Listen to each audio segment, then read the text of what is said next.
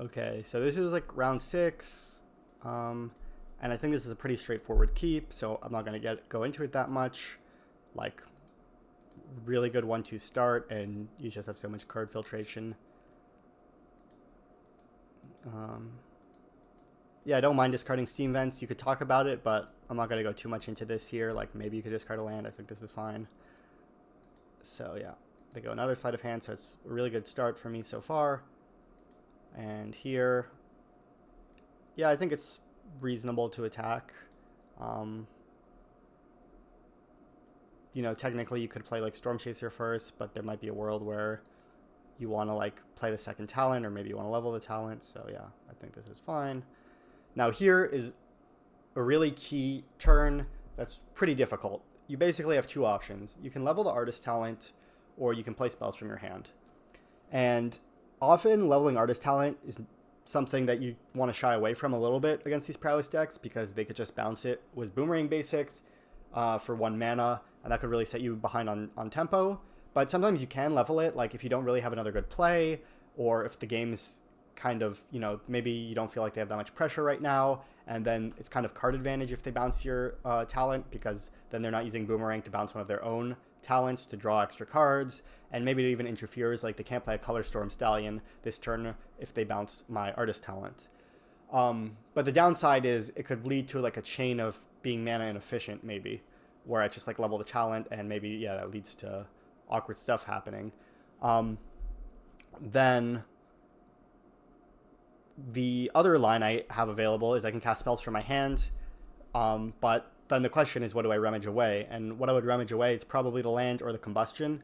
I think when I was playing the game, I probably got a little bit too attached to the land and the combustion, because I was like, well, next turn I don't want to miss my land, and combustion, it's my only removal spell, and Prowess, their creatures are pretty threatening, but obviously it's not exactly clear, if I can combustion next turn, and like if I need to hold on to my land that desperately. And there's like a micro decision also when you cast spells, which like, do you lead on Storm Chaser? Because if you Storm Chaser and find a Boomerang, like find another spell to cast, like an Abandon or a Boomerang, then you don't need to play the second artist talent, or you can play the second artist talent so that when you Storm Chaser, you get extra rummage. So it's pretty tricky. This is a common situation that can come up, which is like, do you go for the second artist talent, or do you try and rummage it away? And it's worth keeping in mind the cards that pay you off for having a bunch of artist talents in play, which would be like Boomerang Basics, because when you find a Boomerang Basics, it's just a 1 mana draw to you on the artist talent, on the Storm Chaser's talent, and then you're just going to get so many rummage triggers, and you're going to have the extra cards in hand. So like, if you find a Boomerang Basic, it's basically going to deal with the fact that you're lower on cards, because it's going to be a 1 mana draw to. And obviously, if you can get a Wisdom with enough lessons in the graveyard, then your problems, your card flow problems are going to be solved, and obviously Monument with artist talents is just going to solve all those issues too. So I think this is like a pretty tricky spot here. Part of why I didn't hate the idea of leveling talent was I'm like, okay, if I level talent and then they bounce, they're not using mana on a Stallion, and then like next turn I'll have more information on what to rummage away, and it's like, then I give myself the chance to rummage away the second artist talent. Whereas like, if I play spells this turn, there's a good chance I have to play the second artist talent. So I wasn't sure how I felt about that. Because I thought like, yeah, I might run out of cards to rummage, but maybe I was over concerned, because maybe, it's not a complete disaster if I miss a land, and I'm so likely to hit a land anyway. But it was kind of a difficult like scenario, because you have to visualize having your land, but also having like spells to cast. Like if you're casting removal, you might go low on cards. So yeah, I definitely don't think it was like obviously bad to level the talent looking back, but it can be hard to value how much like going hard on the rummage gets. But I think if I went for rummage, I would probably go like play an artist talent, rummage away a land, and then play Storm Chaser. You get 2 rummage triggers. It's almost kind of interesting too, because if they have a spell pierce, like you'd rather have your Storm Chaser resolve, though there's a good chance they might pierce the artist talent. So like, that's like a mini argument for leading on Storm Chaser, so that they can't spell pierce it, because like having this resolve is a pretty big deal because of the Boomerang Basics I was talking about. So I think it's kind of close, but like, let's say you lead on Storm Chaser, you can rummage away, an island, and then if you don't draw anything, then you can play the second artist talent, rummage something away. So honestly, looking back, I don't completely hate leveling the play. I ended up getting kind of max blown out for it, and I was in such a good spot, so that's why I wasn't sure if it's like much better to play these cards and just go really hard on the rummage triggers. Um, but yeah, as I talk through it, it doesn't seem like obvious that much like obviously better that you want to get all these cards going, because even if they have like a bounce spell and a counter spell, I can play two artist talents. Um, but yeah, it is a little bit dirtlier if I was doing like it's not as explosive as necessarily going for the other play. But anyways, so yeah, so I go to level talent, and yeah, it doesn't seem like that bad of a play. So they go for boomerang basics, and they pass with their mana up. So I guess I could have attacked with Grand first, but actually I don't hate this because it gives me more information on what to rummage away potentially. So yeah, they get out it. I attack. Maybe I could have attacked first because if I drew a quench, it could have made a difference. Draw a fourth artist talent. Maybe honestly, probably should have discarded the land there. But I was just thinking I don't want to miss land drops because I could level talent and, you know, I could draw a lot of cards. So yeah, they flow states. And here was a kind of a mistake that I made was I was kind of F6 on their turn, and I didn't realize they actually plotted the slick shot. So it's going to come up later that I untapped and I'm like, okay, what did they do? And I'm like, oh, they cast the flow state. Okay, so for some reason I thought they cast two flow states on that turn. But anyway, so yeah, now here's where it's like kind of awkward that I didn't discard the second artist talent. And the reason I lead on Storm Chaser here is because if I draw a monument, then my Grand can attack and trigger it. So I think that's fine. Discard the land seems pretty straightforward. And yeah, then I draw another land. So now there's a lot of lands. And then I even draw another land. So yeah, I'm really punished for keeping the land and discarding this artist talent. And I discard the combustion here so that I can level my Storm Chaser to return it, which I think is a good play. That makes sense. Well, actually, no, I don't think it's... I think what I should have done was I should have leveled the artist talent and just passed with the combustion technique up. I did not realize they had a slick shot plotted, so they could just cast two slick shots and deal like 1,000,000 damage to me, and then it's going to be pretty tough. So I think I should have just leveled the artist talent and passed with combustion technique up. They could bounce my artist talent, but at least they have to do it before casting the slick shots, because then they don't get the extra, loot triggers. And based on the way that my hand is, I don't mind that much if they're going to boomerang it, because my mana is going to be kind of awkward anyway. And yeah, so they go for double slick shot, and they flow state, and so it could have gone much worse. But yeah, I remember here I was kind of malding. Okay, so here I guess you have a micro decision on if you want to level the artist talent or not, but I don't think it's that bad of a play to level it here, because it costs 3 mana to level it, and I'm already locked in to playing these two spells this turn. So it's only almost like it only costs 1 mana to level it, because this already cost me a mana, and I'm already going to cast this. So yeah, because of that, I felt like it made sense to level the talent, because basically I'm going to go, like, let's say I didn't level it, I would go spend 3 mana, cast Monument to Endurance, spend 2 mana, cast Combustion Technique, and then I have 1 mana up. Whereas if I level it, I'm going to go spend 2 mana, like I'm going to have no mana basically. I'm going to, like, after I cast Combustion, but it could generate the mana back, because if I make a treasure token, then I can use the treasure to cast a 2 mana spell on their turn to trigger stuff. So I think it was fine to level here, but also you can see another punish of not having as many artist talents. I can't get as many monument triggers. Whereas if I had 2 monuments in play, I could do draw a card and loot. But yeah, here I can only kill one thing, and I end up dying rather unfortunately here in a game that was looking really good. I was really ahead in, and you can see sort of the key decisions. I guess I actually got really blown out for discarding the extra talent instead of a land, just because I ended up drawing so many lands in a row after that. Like, at that point, I probably had, like, let's say 5 lands, and let's see how many lands I end up with. So 1, 2, 3, 4, 5. 1, 2, 3, 4, 5.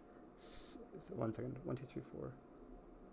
So yeah, I basically drew like close to 4 lands in a row. So I got really punished for keeping that land, because I was just being like, oh yeah, I value the extra land drop. But again, it can be a situation where it's like, am I really bottlenecked on mana here? I might be more bottlenecked on cards. So that ended up really punishing me. I honestly don't completely hate the leveling talent play. That probably wasn't the key thing that turned it around. And obviously missing the fact that they plotted their slick shot was pretty bad, because obviously things could go wrong if they have, like, they have a secret identity here. If I combustion and they just secret identity the slick shot or something of that sort. But the fact that I was tapped out let them also tap out. Like, if they went slick shot, double slick shot, they would have had to keep up the mana for the secret identity, whereas they were able to just tap out. So yeah, the fact that I missed the slick shot was plotted. The fact that, like, in the late game I discarded the last talent when, like, probably I should have kept it. And I guess the leveling the talent wasn't a key big concern. But you can see there, like, I was in a very good spot, and I did manage to lose it. And, like, you can see the double artist talent did end up having value, because then when I ended up resolving the monument, having that extra talent would have gotten me more triggers. So we'll go to the post-board game. Dun, dun, dun. So I think I sideboarded kind of wonky here. Like, yeah, I kind of didn't follow my own plan. Well, so I was on the play, and I think I looked at their list, and like they weren't playing a lot of counter spells. So I was like, okay, maybe I don't need my Storm Chaser Boomerang, and I can be more proactive. And I was like, maybe I'm gonna try a plan where I have like a bunch of like all my quenches in, and maybe I'll side in a couple Rals, because I think I saw their list, and like maybe they had Drake Hatcher, or for some reason I thought they were on 4 Color Storm Stallion. So I was like, okay, if they're playing a bunch of Drake Hatchers and Color Storm Stallions, then maybe I can have quenches, and then maybe like I'll just have a couple Rals, because I'm like siding out a bunch of other threats basically, and I thought I could protect it and be more controlling. And also I was like keeping in, yeah, so. But honestly, yeah, my normal plan is obviously to like usually have in a couple Storm Chasers and some Boomerangs. I guess also because I was on the play, I'm like drawing a Boomerang on the play. It could be a bit more awkward, or Storm Chaser. But you can see there are going to be problems with quenches, because a lot of the times it's just you can't really use quench on their turn 2 or 3, because they can just plot Slick Shot and then it goes badly for you. And you can see, yeah. So this is an interesting opening hand. I think it's a pretty clear keep, even though it's not perfect. And you have an interesting turn 1 where you have the option to play a Gran or just pass with a counterspell up. And honestly, here it gets tricky, because like let's say you want to go, you kind of have a couple micro choices. So like if you pass on turn 1, you have the choice to like pass with Spell Pierce up, or to play a tap land, because you have 2 shock lands. And there are cards you want to Spell Pierce, like maybe if they play a Storm Chaser's talent, you know, you might be interested in Spell Piercing that. Part of the problem is like, if like, because of the quench, if you go like turn 2 Gran with Spell Pierce up, then you don't have quench up on turn 2. So that could create an awkward situation if they have a Drake Hatcher or something like that. So I think it's pretty close. It's kind of awkward because you like really want the Gran to live because you have a monument. But there definitely like are punishes for holding the Gran. Like you could draw a second Gran. You're also just not doing anything on turn 1. And also there's like situations where like, let's say they go like turn 1, whatever, then I go turn 2 Gran.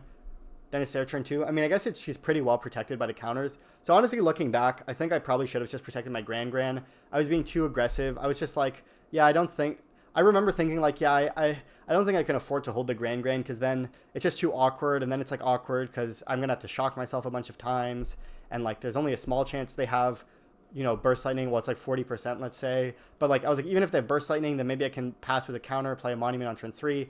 But looking back, I do think I probably should have deviated from being mana efficient. And I could have even potentially just went like, turn 1, play this tapped, and turn 2 have Gran was Pierce up and let them resolve a Storm Chaser. Though it's pretty like tricky to get it all to find the right play here, because there's like a lot of things pushing and pulling. Like you want to be mana efficient, but if you're mana efficient, your hand might line up in an awkward way where you're like passing with Quench and maybe they just plot a Slick Shot and then you play Monument and you don't have a discard outlet. So anyway, I ended up playing Gran because I was like, oh, you like, so yeah. And they do Burst Lightning it, and then here's pretty awkward. I did choose to shock myself because I was scared of Drake Hatcher. I chose to Spell Pierce this because I could use this on a Color Storm Stallion, though that could be wrong, obviously. And yeah, you can see things are pretty awkward because now my hand's all threats. And I just passed here because I didn't even have a discard outlet for the Monument. And yeah, this might have been... So I could Quench a Flow State, but yeah, I was getting kind of desperate here. I was like... I just quenched this because I'm like, at least I can use my mana, and like if they play creatures, I can kill it, and like I kind of want to trap out for my Monument. And if I just sit here doing nothing, they can just like cast Storm Chasers and do stuff, but that might have been bad. They do play a Flow State here, then they play a Storm Chaser, and you can see why it's a bad position for me now. And then, yeah, they stock up. This game ends up actually being kind of close, so you can see. So I broadside that, choose to draw a card. Pretty straightforward. Then I have 2 Lessons in the Yard, so I just play that. And oh yeah, this has an embarrassing end. Let's see, it seems like stuck here. Did the replay okay, no. So yeah, they go for Eddie Mercrab. And I could kick Firebending on it, but then they could just use a counter spell. So I just wait. I could do something on their upkeep, but they could play a Slick Shot maybe. And yeah, this is gonna be kind of, so they play a Slick Shot, I let them go to combat. And I'm like, okay, I was like, I'll just take it maybe and do stuff on their end step. which I think is reasonable. And then they go for a secret identity on the slick shot. So, and they choose to pump it. So I think it makes sense to just firebending the slick shot in response, because if they protect it again, then I can combustion potentially the crab or the slick shot if I want to. But so yeah, I go for firebending, and then they go for a secret identity again. So here I kind of have an interesting choice of like, I can combustion the slick shot, or I could go for the crab. And also, I felt like there was a pretty solid chance that they might have like a spell. Like, I'm considering the fact that if they have a spell pierce, I might not want to play my wisdom, and keeping that in mind, because the fact that they're going all in here. So I tanked for a while. I'm like, okay, should I kill Eddie Mark or Slick Shot? Because Slick Shot deals like 1 extra damage this turn, I think. But like Slick Shot, if they don't have more spells to cast, then it's only going to deal 1, whereas Crab is a persistent 5. And also, like, I have firebending lessons in my deck, so I could find firebending. So when I say it out loud, I think it's kind of clear that I should kill Crab, because they, like, next turn the Slick Shot's going to be smaller, you know, if they have to level the talent. So yeah, but kind of what happens here is I only had 2 lessons in the graveyard, and I kind of I was like thinking so much on the stack that I missed the fact that like I have to like let the firebending resolve before I combustion. So I combustion here, which is just like horrendous on the Crab, because I forget that I only have 2 lessons, like the firebending had to resolve. And then this happens, and I was aware, obviously, because I had the wisdom in hand, so I knew that like last turn when they played it, I knew I couldn't combustion the Crab because I only had 2 lessons in the yard. So here I was molding, and here I'm like, okay, I don't even think I can play around Spell Pierce anymore. And so I play the Wisdom, whereas I think I might have had the ability to play around Spell Pierce otherwise. But yeah, then they Spell Pierce, and then I just draw land and die. Pretty rough stuff. But you can see how much all the micro decisions matter with lessons. Like, these games were definitely winnable. I had pretty like solid draws. Like game 2, my draw was a bit weaker, but I could have, you know, potentially rode the Gran, or even, you know, maybe I could have won from here. Though I remember in Rage, I was clicking the draw card button a bunch. Oop. And I think I was going to draw pretty badly off the Wisdom. So it might have been a tough situation anyway. Like I might have lost this game because the Wisdom was going to draw like 2 lands, I think, and like something else. But anyway, yeah, so pretty tight games against Prowess. You could also see how the Quench was awkward. Like, it does have the nice aspect that it could hit it. Like, if they're playing the version with a bunch of Drake Hatchers, like, it has some upside there, but they might not even have their Drake Hatchers when they're on the draw, because you could just quench it. And you could definitely see how, like, what I keep talking about with this deck is, like, you don't want to hold mana up. And you could see was the fact with the Quench, it was, like, awkward that I had to hold mana up for it, because it created a situation where, like, if they don't plan to Quench, it's bad for me, because then I don't use my mana. And if I don't hold up my Quench, it also might be bad for me, because then my Quench might not be useful later. So yeah, I kind of got a little punished for deviating from my own sideboard plan. And, like, if I had a Storm Chaser's talent instead of the Quench, things might have gone a bit better for me. Or, like, if I had the Boomerang, then I would have been, like, more comfortable just protecting my Gran on turn 2 and things like that. And maybe had the extra lesson for whatever that's worth. But yeah, so I'll end it here.